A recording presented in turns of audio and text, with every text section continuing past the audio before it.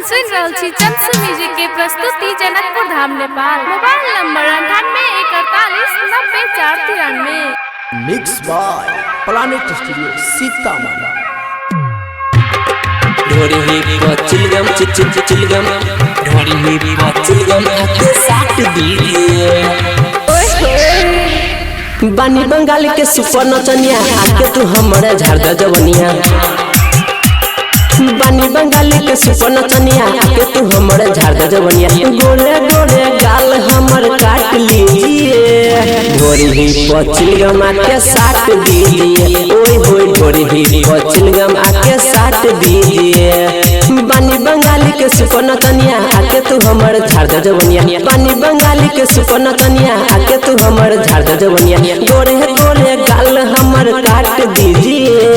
ढोरी ही चिलगम आके साथ दीजिए। ओए होए ढोरी ही चिलगम आके साथ दीजिए। साथ दीजिए। ढोरी ही चिलगम आके साथ दीजिए। साथ दीजिए।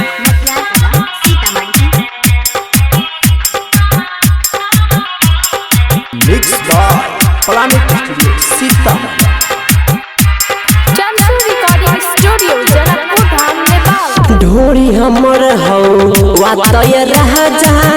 आजय सटे जबे पले लो नम आजा। आजय सटे जबे पले लो नम आजा। ढोरी हमर हो वातय रह जा। आजय सटे जबे पले लो नम आजा। मना न करब गाल हमर कटी है। जई बेर मन करी तई बेर चटी है।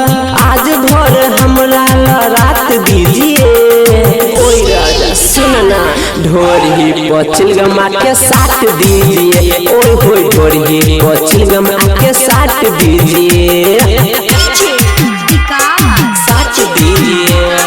ढोरी चिलगम साथ दीजिए।